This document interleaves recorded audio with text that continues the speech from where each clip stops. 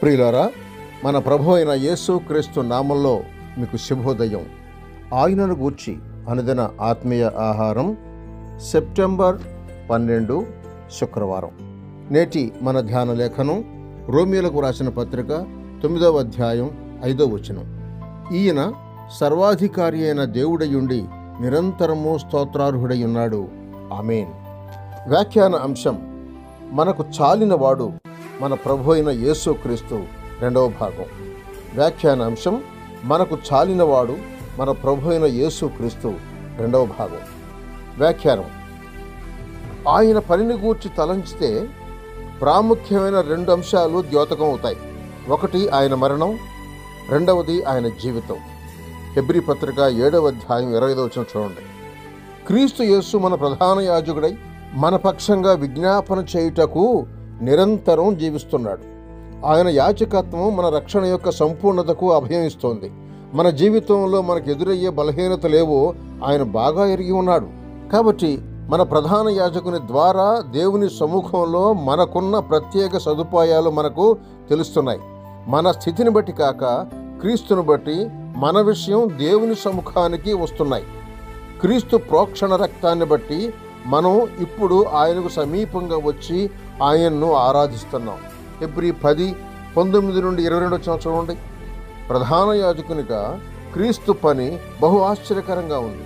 మనలోని మంటి స్వభావాన్ని ఆయన దేవునికి అంగీకృతం కాని వాటిని విసర్జింపచేయుచు ఆయనకు ప్రీతికరమైన వాటిని మాత్రమే ఆయన సన్నిధికి పంపుతున్నాడు. 13-16 చూడండి. క్రీస్తు తండ్రి యొద్ద మన ఉత్తరవాది. ఈయన నిరంతరము జీవించు శక్తి గల మధ్యవర్తి. 1 యోహాను పత్రిక 2:1. ఎవడైనను పాపము చేసినట్లా నీతిమంతుడైన యేసుక్రీస్తు అను ఉత్తరవాది తండ్రి యొద్ద మనకున్నాడు. ఉత్తరవాది అను పదం రోమాదేశపు వకీలు వలె తన క్లయింట్ వ్యాజ్యమంతటిని భరించువాడు అని భావిస్తోంది. మనం పాపంలో పడ్డప్పుడు క్రీస్తు మన పక్షంగా విజ్ఞాపన చేసి మన పాపాలను ఒప్పుకోనట్టి స్థితికి ఆత్మ ద్వారా మనలను రప్పిస్తాడు. ఈ విధంగా తండ్రితో మన సహవాసాన్ని పునరుద్ధరిస్తున్నాడు. మరి ఒక అద్భుతమైన తలంపు ఏంటంటే, క్రీస్తు మహిమలో జీవిస్తూ మనల్ని చేర్చుకున్నటకై ఎంతో ఓర్పు చూపిస్తూ ఉన్నాడు. 2వ తెస్సలోనికే పత్రిక 3:5 చూడండి.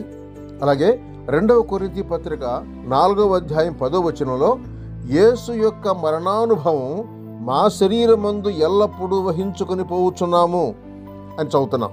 కల్వరిలో ఆయన పొందిన మరణానికి మనం సరిగా విలువ కట్టితే స్వవిమర్శ చేసుకొని దీనత్వంతో కుంగిపోవా? క్రీస్తు మరణం దేవుని దృష్టిలో అత్యంత అమూల్యమై ఉంది. దహన బలి దేవునికి ఇంపైన సువాసన గలది అని లేవీకాండం 1వ అధ్యాయం 9వ వచనం చెప్తోంది. క్రీస్తు పరిమళ వాసనగా ఉండుటకు మన కొరకు తన్ను తాను దేవునికి అర్పణముగాను బలిగాను అప్పగించుకొనెను అని చదువుతున్నాం ఎఫెసీ 5:2లో. క్రీస్తు మరణం యొక్క సంపూర్ణ విలువ దేవునికి ఒక్కనికే తెలుసు. కనుక ఆయనకే అది ఇంపైన పరిమళంగా ఉంది.